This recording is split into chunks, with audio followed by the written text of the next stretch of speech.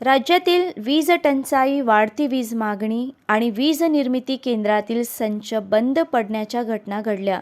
निकृष्ट कोळसा पुरवठ्यामुळे हे संच बंद पडल्याचा आरोप काँग्रेस विधिमंडळ नेते वडेट्टीवार यांनी विधानसभेत तारांकित प्रश्नाच्या वेळी केला. यंदा उन्हाळ्यात विजेची मागणी विक्रमी पातळीवर पोहोचली असताना महाजन निर्मितीच्या अनेक वीज निर्मिती संचामध्ये तांत्रिक बिघाड झाले. यामागे निकृष्ट दर्जाचा कोळसा हे एक प्रमुख कारण आहे. त्यामुळे निकृष्ट कोळसा पुरवठा करणाऱ्यांना ब्लॅकलिस्ट करण्याची मागणी वडेट्टीवार यांनी केली. मुख्यमंत्री देवेंद्र फडणवीस यांनी ही वस्तुस्थिती मान्य केली. राज्याला पुरविला जाणारा कोळसा निकृष्ट दर्जाचा असल्याने वीज निर्मितीवर परिणाम होत असल्याचे ते म्हणाले.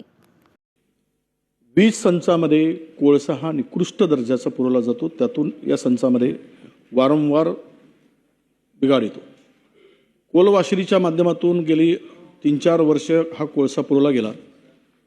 त्यामध्ये निकृष्ट दर्जाचा कोळसा पुरवल्यासाठी त्याच्यावर दंड आकारला गेला. ते मोठ्या प्रमाणात आकारला गेला. जवळपास मला वाटतं की 1500-1600 कोटी रुपयाचा दंड त्या कंपन्यावर आकारला गेला. याचाच अर्थ असा होता की तो कोळसा निकृष्ट दर्जाचा पुरवला गेला हे कारण असू शकतं आणि म्हणून या संचामध्ये वारंवार बिघाड आल्याचं सकृतदर्शन दिसते आहे.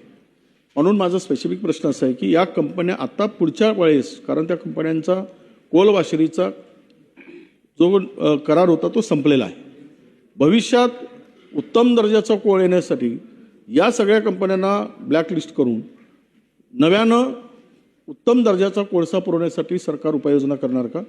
पहिला प्रश्न. दुसरा प्रश्न असा आहे की कायमस्वरूपी आता तुम्ही योजना आणताय आणि आपल्याकडे उपलब्ध असलेलं जे काही कोळसा आहे त्याच्यावर होणारे जे वीज निर्मिती आहे त्याची दर आहेत आणि आपण खुल्या मार्केटमधून घेतो, त्याचा भुर्दंड मोठ्या प्रमाणात सरकारवर पडतं आणि मोठं आर्थिक नुकसानसुद्धा होतं.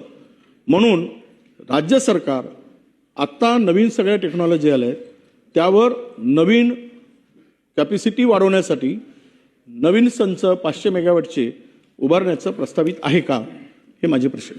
पहिल्यांदा तर आपण जो कोळशाचा मुद्दा मांडला त्यामध्ये काही प्रमाणात वस्तुस्थिती आहे. मुळातच आपण जर विचार केला तर आपल्याला जो काही कोळसा मिळतो त्याचा दर्जाच अतिशय निकृष्ट आहे आणि म्हणून नुकतीच आम्ही कोळसा मंत्र्यांसोबत बैठक घेतली. आता आपला जो काही WCL मेजर आपल्याला देतं, SECL देतं, पण जो काही वाद आहे तो कोणाच्या एंडला सॅम्पलिंग करायचा. त्यांचं म्हणणं असं आहे की त्यांच्या खाणीतनं माल निघाला त्यावेळेचं जे सॅम्पलिंग आहे ते आम्ही ग्राह्य धरू. आपलं म्हणणं आहे की जिथे आम्हाला कोळसा मिळतो तिथलं सॅम्पलिंग तुम्ही ग्राह्य धरा.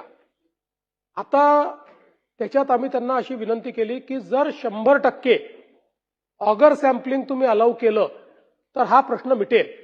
कारण आपण जेव्हा कोळशाचं क्लिनिंग करतो किंवा ज्यावेळेस वॉश करतो त्यावेळेस वॉश करूनही आपण 5 ते 60% त्याला एनहान्स करू शकतो.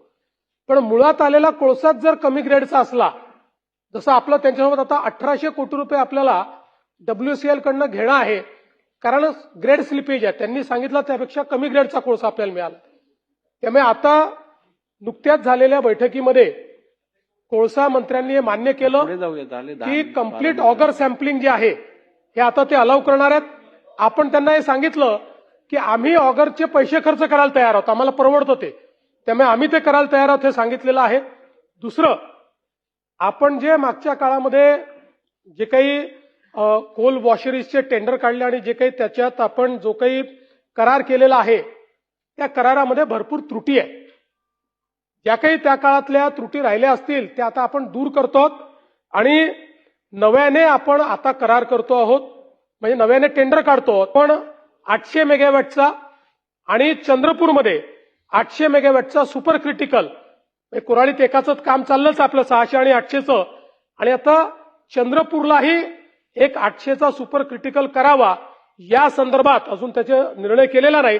त्या संदर्भातली आपली पाहणी चाललेली आहे. पण हे 2 झाल्यानंतर जवळपास आपलं सब क्रिटिकल जे आहेत ते आपल्याला भविष्यात फेज आउट करता येतील आणि पूर्णपणे जसं आपण सांगितलं लेटेस्ट टेक्नॉलॉजीवर असलेले अल्ट्रा सुपर क्रिटिकल अशा प्रकारचे हे पॉवर प्लांट आपण त्या ठिकाणी करू.